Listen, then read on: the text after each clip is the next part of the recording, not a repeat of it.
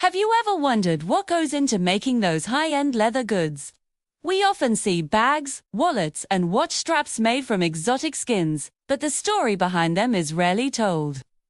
Today, we're taking a closer look at a particularly controversial material: turtle skin. This isn't about promoting the practice, but about understanding a process that, for better or worse, is part of the luxury industry's history, and, in some places, its present. It's a complex topic that touches on craftsmanship, conservation, and ethics. So, let us peel back the layers and examine the journey from raw skin to a finished luxury product. The process begins with sourcing the raw material. Historically, and in regions where it remains legal, this involves sea turtles.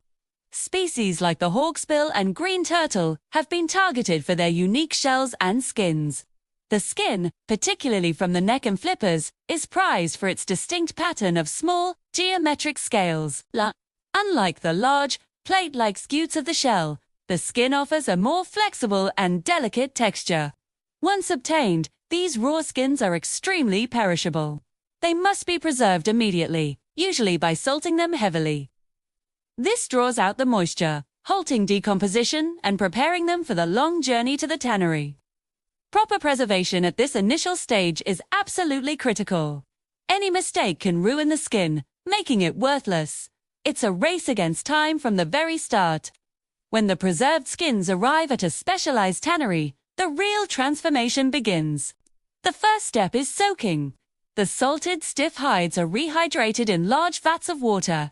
This process can take several days and is carefully monitored to soften the skins and remove the salt and any remaining dirt or impurities.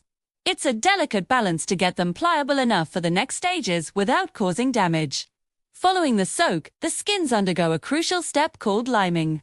They are submerged in a solution, traditionally containing lime, which chemically loosens the epidermis, the outermost layer of the skin, and any residual flesh or fat. This step also swells the collagen fibers within the skin, which is essential for the tanning agents to penetrate effectively later on. After liming, the skins are quite swollen and have a high pH.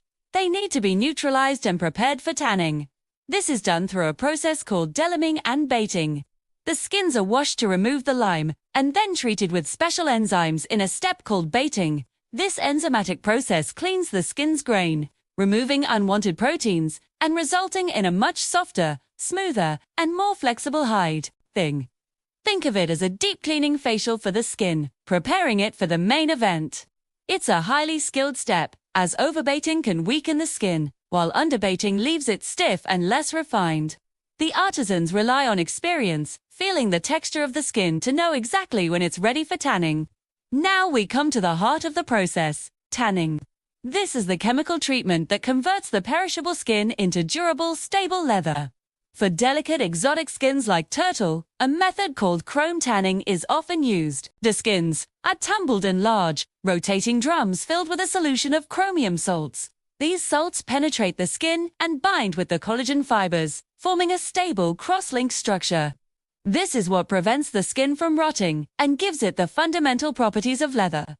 The color of the skin at this stage turns to a pale, grayish blue, which is why chrome-tanned leather is often called wet blue in the industry.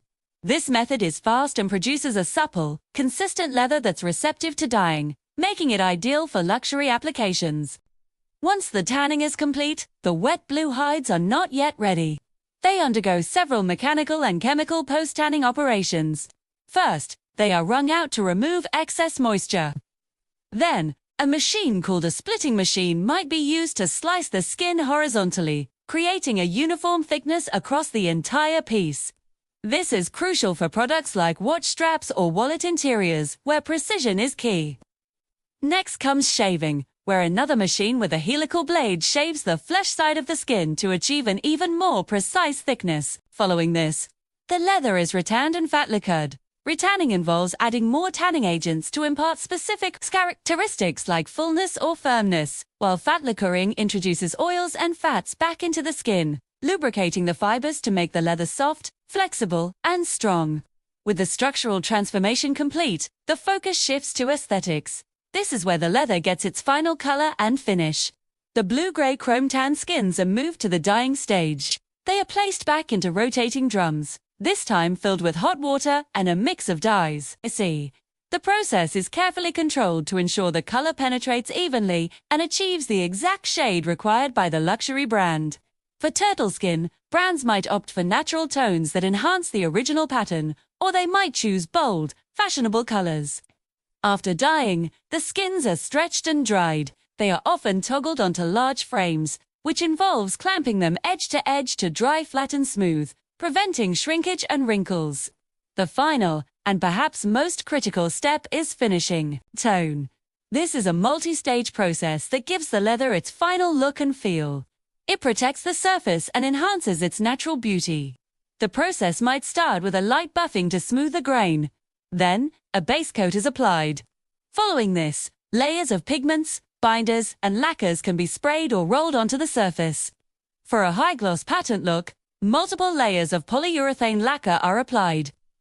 For a more subtle, matte or satin finish, different formulations are used. Flue. The unique scale pattern of the turtle skin is the star of the show, so the finishing process is designed to accentuate it, not hide it. Sometimes, the leather is plated, which means it's pressed under a hot, heavy metal plate to give it a perfectly smooth and uniform surface. From the tannery, these finished skins are shipped to the workshops of luxury brands. Here, they are handed over to highly skilled artisans. The first thing they do is inspect each skin meticulously. They look for the best sections, avoiding any tiny imperfections. The pattern of the scales is a key consideration. The artisan will plan the cutting to ensure the most beautiful part of the pattern is featured prominently on the final product, like the front of a wallet or the center of a watch strap. This is called pattern matching, and it requires an expert eye. A single hide might be used for multiple small items, and the artisan must visualize how all the pieces will come together. The cutting process itself is an art form. Unlike fabric, which can be cut in stacks, each piece of exotic leather is cut individually by hand. The artisan uses incredibly sharp knives and templates, known as patterns, to precisely cut each component of the product. One wrong move, one slip of the knife, and a valuable piece of leather is wasted. This is high-stakes craftsmanship. For a complex item like a handbag, dozens of individual pieces might be cut from several different skins, all needing to fit together perfectly. The skill lies in maximizing the use of the hide while ensuring the highest aesthetic quality. Once all the pieces are cut, the construction begins. This is where the flat pieces of leather are transformed into a three-dimensional object. The edges of the cut pieces are often thinned, a process called skiving, which reduces bulk and allows for clean, sharp seams. An adhesive is applied, and the pieces are carefully assembled. Then comes the stitching. For the highest-end luxury goods, this is still done by hand using a traditional saddle stitch.